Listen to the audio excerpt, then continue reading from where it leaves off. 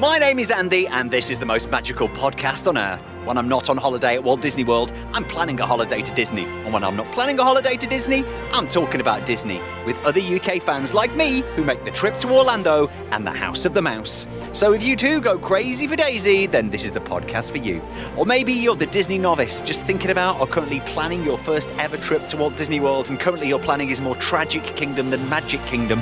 Then this really is the podcast for you. Every week, I'll be chatting to other Disney superfans from around the UK to share their memories of magical times. And this week, we get advice of what you can do when you have a spontaneous but very quick first-time visit to Walt Disney World from our guest, Alex. I would have had the energy to do that, but everyone else was like, no, I'm too tired, I don't want to go. I'm also going to be answering your Walt Disney World questions, getting the latest news from the parks, and if you're about to head over to Orlando, everything you need to know to make your trip even more magical. And make sure you keep in touch with us on Facebook, Twitter and Instagram. We are at PodMagical. This is the most magical podcast on earth as part of the Secret Recordings Network. We always answer your planning Q&As every week. If there's anything on the back of your mind, maybe that you think it's a silly little question, but it helps to make choices or make your holiday better, send them over. Do my best to answer it. PodMagical, Facebook, Twitter, Instagram, like Dawn has done. They're looking at going next year, and they've got a family with 3 kids. My eldest son is 12 years old. Now, we're looking at some of the rooms over at Walt Disney World.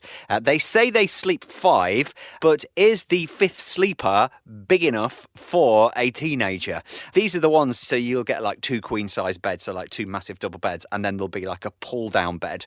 If you look at the Walt Disney World website, I think they say 9 and under. So it depends. I mean, if you could be a very, very tall 7-year-old or a very, very short 15-year-old, and how many nights you're going to sleep on there for. Just have a look at the measurements. I think it does say under 9, but you know the length of your own kids. It is difficult though, isn't it? But have a look at the Art of Animation. Art of Animation have got some family suites. That's well worth looking at as well if you're looking to keep the family in one room. Darren has messaged me on Instagram, wants to know the best time of the day to meet characters. We're always talking about rope drop for rides, but what about character meeting?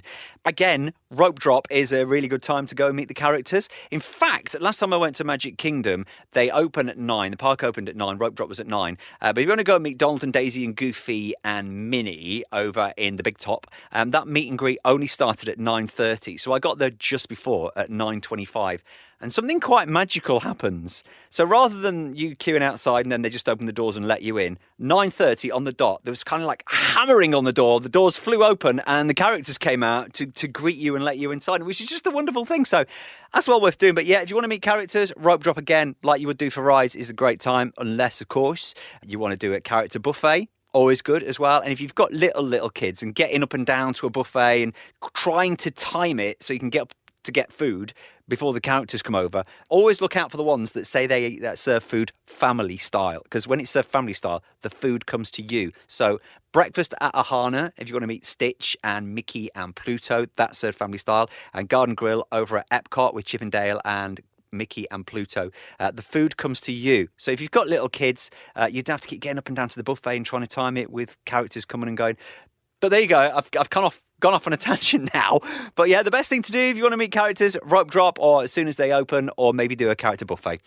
We are here for your answers to your questions. Facebook, Twitter, Instagram, we are at PodMagical. Same place to go if you want to be a guest on the show. Like this week's guest, who's only been to Disney World once, and it was brief and it was quick, but maybe he's got some top tips for us.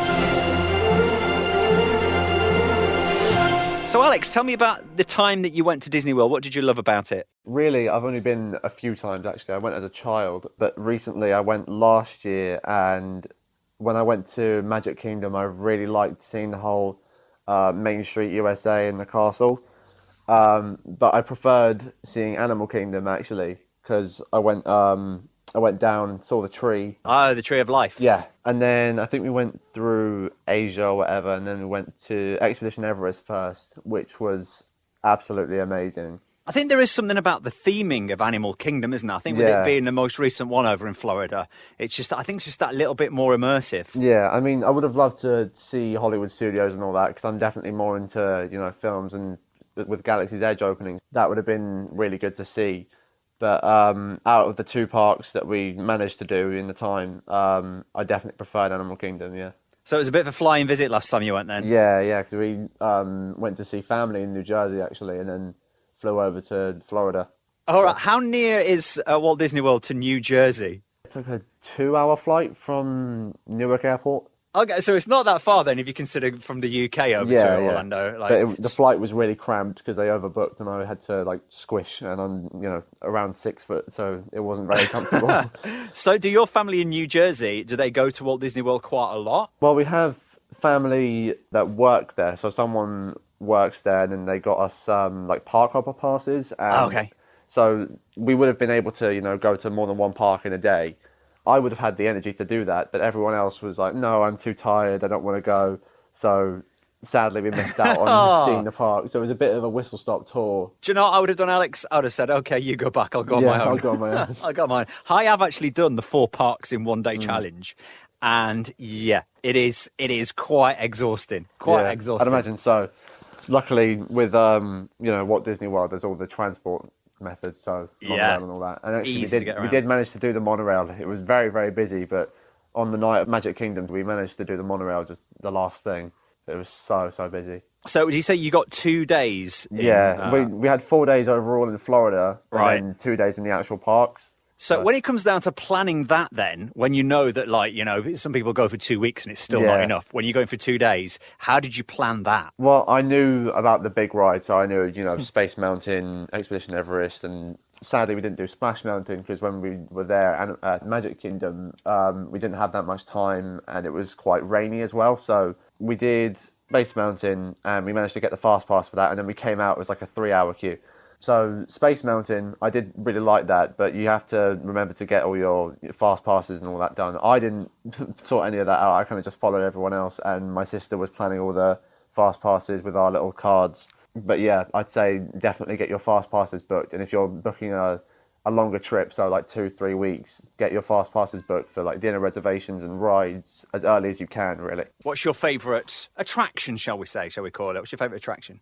Out of everything, I really liked Haunted Mansion. We did that at night, just before Happily Ever After with the projection show in the castle. Yeah. So me, my dad and sister, we all did Haunted Mansion. And I really liked that because of how the whole ride system works. And I was quite interested in the whole, mechanics behind the thing. And then, but the day before when we did Animal Kingdom, the whole experience of Expedition Everest just blew me away.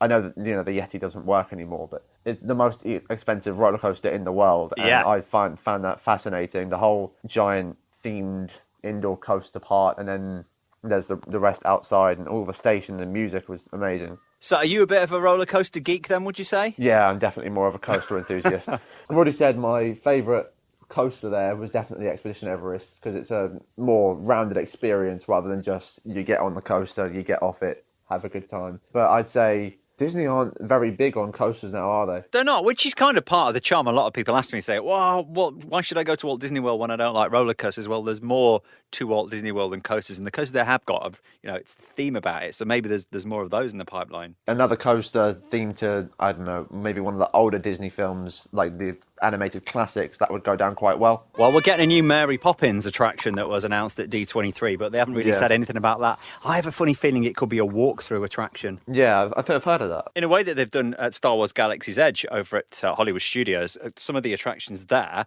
like building the droids and lightsabers, they are not actually rides or roller coasters. They're more of an interactive experience. Yeah, I saw loads of videos on it with people making their lightsabers. Sorry, I'm not supposed to say that. First order might find out. Yeah, they're making, what is it? What do they say if you go to Galaxy's Edge? You don't build a lightsaber. Scrap metal. Yeah, I'm looking for somewhere I can build scrap metal, and then you kind of like give them a wink. I love that whole theming that you're getting into the park. Even the actors, the cast members are like in on the secret. They kind of rush you in and make sure no one sees you. And then they let you in on the whole secret where they're building lightsabers, and then it looks like a really great immersive experience. And it is an experience. It's not just a whole 10-minute you're left on your own to build the lightsaber. It's, I think, 20 minutes? And there's a whole emotional story that goes with it, with the music and everything else that gets back. And then the new Rise of the Resistance, people are going crazy for it. People are saying it's just next level. Alex is our guest on a podcast this week. Stick with us. I want to find out how, when you did a 2-day rush visit to Walt Disney World, what you did for food, whether you sat down at table restaurants or you snacked. So we'll get some more with Alex in a sec. Well, let's catch up on the news now. And the brand new Cirque du Soleil show at Disney Springs has a name drawn to life. It's going to be opening from the 20th of March for preview. The official opening night is the 17th of April. It's been described as the story of Julie, a courageous and determined girl who discovers an unexpected gift left to her by her late father, an unfinished animation piece. Guided by a surprising pencil, she embarks on an inspiring quest sprinkled with her Disney childhood memories. Through this journey, she learns to imagine new possibilities and animate the story of her future. Cirque du Soleil is always incredible. And combining with Disney animation, I think this is going to be a really special show. Not too long to wait, just a few months before that opens over at Disney Springs. And there's a brand new Spirit jersey we can get because there is a new colour at Walt Disney World. You know, it was all about Arundel Aqua, and before that it was Potion Purple. Well, now it's all about Belle of the Ball Bronze. You can get loads of stuff in Belle of the Ball Bronze, so you know that Spirit jersey you had that you thought was on trend? No, there's a new one now. Belle of the Ball Bronze is the new colour. All the latest news from the parks, Facebook, Twitter, Instagram, we are at PodMagical. So let's talk about food. You're only there for 2 days. Did you manage to sit down at any restaurants, or was there any restaurants you wanted to go to? How did you kind of like do everything in 2 days and manage to eat? Not at any of the restaurants, though. We did just bring a packed lunch just because it's a lot easier with queues and that. But I've heard a lot of people say about the diner where you sit in the cars. That sounds really interesting. The Sci-Fi diner. Yeah, is that a Hollywood Studios? It's over at Hollywood Studios. Although Yeah. the person who was on a couple of weeks ago didn't like it. From the recommendations from the podcast we went to that, but it's a bit burger and chipsy. The food is very theme parky. Yeah. But the theme is very Disney. That's probably the best way to describe. Because you were there for 2 days, did you like to have to eat in the queues or eat while you're watching a parade or anything? When we went to Animal Kingdom, we ate later because we went to the park later, actually, and then stayed till close. So I think we ate before we left and then just brought snacks and stuff with us that we had either on the ride. I think we ate during the safari ride or in the queues for something. I know we brought snacks with us whilst we were just walking around and taking the whole atmosphere in. There is no time to stop and eat. You walk and eat. No, it was a very whistle-stop tour. You get to see everything. Cramming. So where did you stay when you were in Florida? Did you stay on Disney or did you stay nearby? Off property. It was the Orange Lake Resort. It was a kind of hotel. It was a Holiday Inn, actually. It wasn't, but it's not like how we have back in the UK. It's a huge resort with a bajillion pools. I don't know how many it had, but they laid on transport to the parks, but it was very close to the whole, Walt Disney World resort area. So we just drove there and back, and it was nice to take in more of the area rather than just staying in Disney World and having that little bubble. As much as I would have wanted to, stay on property and have the extra magic hours or early ride time, it was good to see everything else as well. Yeah, and I suppose staying at Disney, you've got that advantage if you've got little kids and you want to go back and have a little nap or a little rest, or maybe you got a bit too wet on the log flume or Splash Mountain and you've got wet shoes, you want to go back and change. And I suppose you've got that if you're staying at Disney. Yeah, after Magic Kingdom or Animal Kingdom, my sister and I were soaked after Cali River Rapids, and that's probably one of my other favourite rides there, because that was really good. We were all going to go on it as a family, so us four, but then we saw some people that came off, and then my mum and dad were like, no, you guys can go on that on your own. Yeah, as soon as they see how drenched people are. But I've been on that ride before, and I've come off like totally dry. Yeah. It's really hit and miss, Cali River Rapids at Animal Kingdom. The way it was working, like going up the lift hill even, there were water jets at the top, and that got us soaked before the ride had even started. So... Yeah, you're done for at the start of it. I think they can actually, I know they can do this with Splash Mountain, depending on how hot the day is. Yeah. They can kind of like turn the water sprays up and stuff like that. They can purposely get you more wet than you have to. Yeah, but it was a really enjoyable experience. I've only done a few rapids rides out of Disney parks. That's probably one of my favourite attractions. So as a bit of a theme park geek, from your time at Disney, would there be any tips that you got from Disney that you would like to pass to other theme parks in the UK? What would your advice be to them? I would definitely say try and invest more into like high capacity rides. So if you look at Haunted Mansion or even some of the coasters, the dispatch times are quite short. So on Haunted Mansion, the ride just keeps moving, so guests can keep going. It's same with Little Mermaid as well. It's an omni-mover type ride, so it just keeps going. There's empty seats for people to fill in. So the queue is never really that long for those types of rides, unless unless the ride's like shuts down or something. And what about the other way around? Was there anything that you saw at Disney that you didn't like? What changes would you make to them? Oh, I would say... Oh dear, my cat's in the room now. Hello.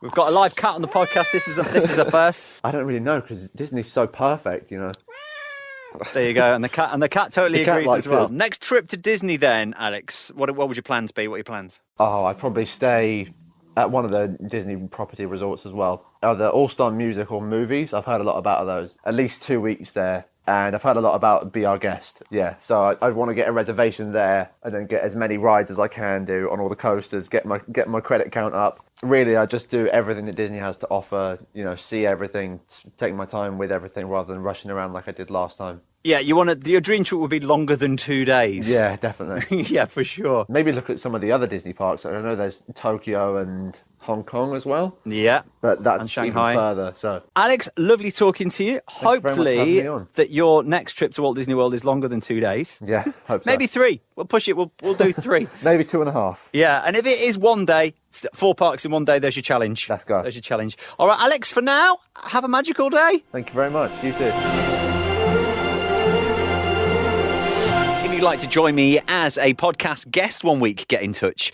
Pod Magical, Facebook, Twitter, Instagram, same place to go where to send your questions as well. If you're about to head over to Orlando, it's going to start getting very busy over the next few weeks as we approach Christmas. There's just literally days away now. Also very busy over at Hollywood Studios where the Rise of the Resistance, the new Star Wars attraction, opened last week. Now, at the moment, to get on the attraction, there's no fast passes, there's no actual queue system. It's boarding groups. So when you have scanned your Magic Band to enter Hollywood Studios, you can then enter to get a boarding pass. Now, these have been going like 8:30, 9 o'clock in the morning. All the boarding passes for the day have been distributed. So if you want to get on Star Wars Rise of Resistance, you don't need to run to the attraction as soon as the park opens. You just need to get in and get on your My Disney Experience app and get yourself that boarding pass. The only way to do it is to be in the parks, okay? So you get, as soon as you've checked into the park, My Disney Experience, get your boarding pass, but you have to be in the park to get your boarding pass through My Disney Experience. Only one boarding group pass per day to Rise Star Wars Rise of the Resistance, but it's coming back with some incredible reviews. I can't wait to see it myself next year. I did try and stay away from YouTube so that it would be a surprise and I could see it firsthand, but I gave in and it does look amazing. Talking about new things at Walt Disney World, this coming Monday, the 16th of December, a brand new resort opens at Walt Disney World, the Riviera Resort, which is a DVC resort, which is kind of like the version of timeshare where you buy points throughout the year. If you want to see what that looks like, there is a live ceremony over on YouTube at Disney Parks Live, doing the live opening ceremony for Riviera Resort, which opens this Monday, 16th of December. Elsewhere around Walt Disney World, obviously Christmas has arrived. Mickey's Very Merry Christmas Party is on at the moment on select nights up to the 22nd of December. And then that Christmas parade that you can only see at the moment during the Christmas party, that becomes the regular parade for that week around Christmas. So that's going on at Magic Kingdom. Loads of stuff over at Animal Kingdom with the Tree of Life Awakenings and Christmas at Pongu Pongu. Epcot have got the Festival of the Holidays and the Candlelight Processional with people like Gina Davis narrating the Christmas story. I think this weekend is Alton Fitzgerald White, who was Mufasa on the Broadway Lion King. So the Candlelight Processional is happening. It happens about 3 times a night. Probably the best thing to do with that is get the dining package. Otherwise, you might want to queue for 3 hours just to get in there. But it does look phenomenal. There was a live broadcast of that over on YouTube with Neil Patrick Harris. You can still see that. Disney Parks are keeping that up until Christmas if you want to get in the festive spirit and see what happens at Epcot. And over at Disney's Hollywood Studios, which is one of my favouritely decorated parks at Christmas, Jingle Bell, Jingle Bam and Sunset Seasons Greetings and the holidays in Toy Story Land. So there's loads going on and there's loads of Christmassy food that you can get, like Yule logs, and it's just great. And I wish I was there right now. I wish I was there for Christmas, even though it's going to be very busy and quite cold. Temperatures in Orlando at the moment are hovering anywhere between the low 20s to the mid 20s. It looks quite cold, but some clear blue skies and not bad weather. Don't forget, if you are going to the parks, tag us. Tag and brag, Facebook, Twitter, Instagram, Pod Magical, especially if you're doing your Insta story. Just tag us in a few pictures. We'd love to see that, and then we can share it, and we can all feel like we're with you, and we'll get very jealous. Andy's top tip of the week this week is when you go to Animal Kingdom, spend some time walking around the Tree of Life. Now, we've seen the Tree of Life. We've all had a photograph taken by the iconic massive tree in the middle of Animal Kingdom.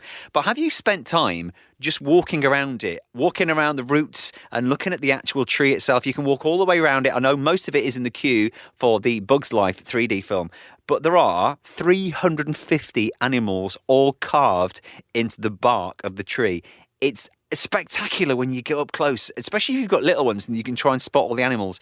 Like there's horses that then turn into the branches of the trees and the roots of the trees, and it's just brilliant.